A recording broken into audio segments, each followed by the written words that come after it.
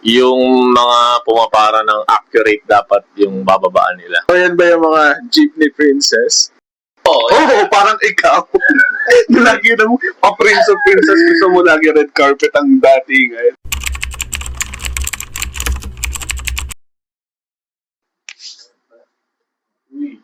kape tayo, kape.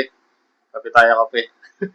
Good evening ulit, mga titos and tita. Kami ulit po ang inyong mga tito na laging kalmado lang. Kalmado daw eh. Ako nga po pala ulit si Tito Dong. Tito Rob. Ako again, si Tito Raz. And feeling ko mabait ako tonight. Para accurate. Ano, yung mga pumapara ng accurate dapat yung bababaan nila. Puta naman siguro tayo, nakasakay na ng jeep. Ikaw, Tito Rob.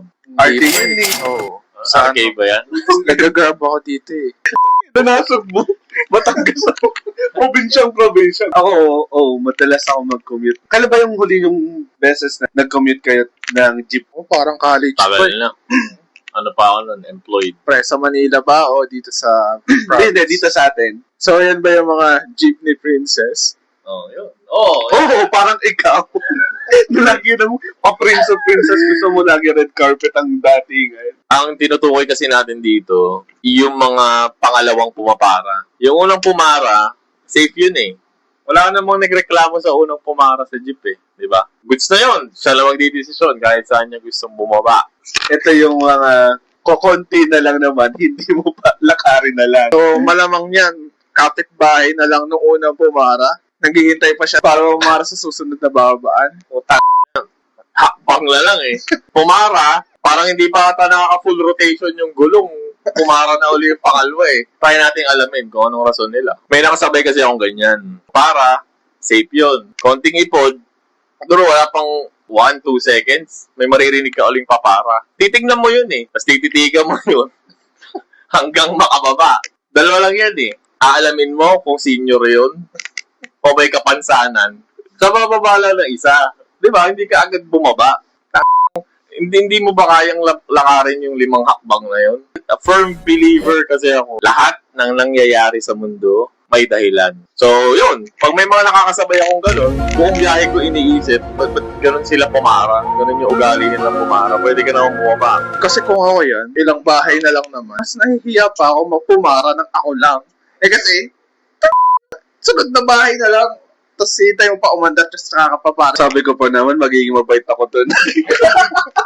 Poor naman decision making, no? Ano ba, naglalad ba ang utak mo? Kaalitan ba kayong dalawa? Posibleng rason. Kakilala niya nga, or nahihiya siya, or baka may... O baka naman may utang si ate, kaya ito yung sumaba. Siguro, wala siya ikikwento sa asawa niya. Naghahanap na lang siya yung dahilan. Imagine mo, bumaba siya. Pag uwi niya, oh Han, kamusta araw mo? Di mo na itatanong. Sakto yung baba ko sa jeep. Naisip ko rin, baka may sentimental value. Mismong pwesto na yon. Dito kami naghiwalay ng jowa ko.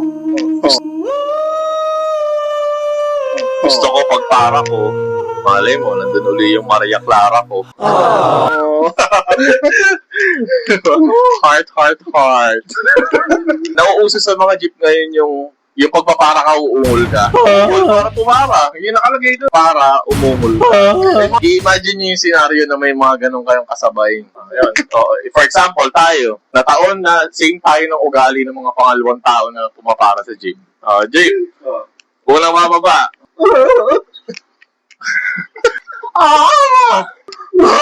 Ay! Kuya, parang...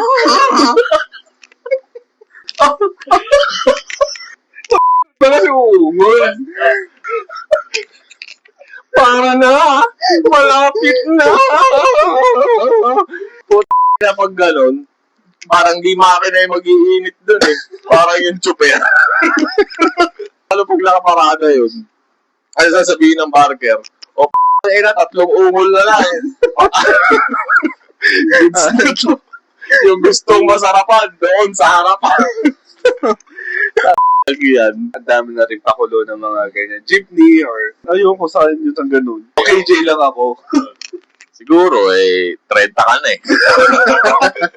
Kasi isipin natin, siguro ako, para sa akin, syempre Pinoy, lagi tayo naghahanap ng lightness sa mga nangyayaring stressful sa buhay. Way lang nila yon para mapasaya yung mga umuwi. Pagod na pagod ka sa trabaho, tapos pag uwi mo, at least mapapangiti ka man lang nila. Ano? Agree naman ako. Kaya hindi ko pa rin sila magets. Ilang hakbang na lang. Puta, nahihingaling ka ba sa 5 hakbang? Parang, ganun pala. Yun, hindi ako binaba dun. No? Doon dapat ako. Mas maging considerate na lang siguro kayo, mga na nyo. Na ang dami ng pagod sa biyahe, ang dami ng gusto umuwi ng maaga, public transportation yan. Yun na nga public. So, be considerate. Kumbaga, i-consider nyo rin yung nararamdaman ng mga kasabay nyo. Hindi nyo naman binayaran yung buong jeep Malapit ka na, pumara na yung isa, o ilang hakbang na lang, sumabay ka na. Huwag mo nang patagalin yung biyahe nila pa uwi. Hindi naman siguro kayo makarma kung sasabay na kayo. Baba na rin tayo, guys. Di ba ka naman kasi nga, lutahan. Kung kupal na yung pangalawang bumaba, may pangatlo pa Umabot ng pangatlo.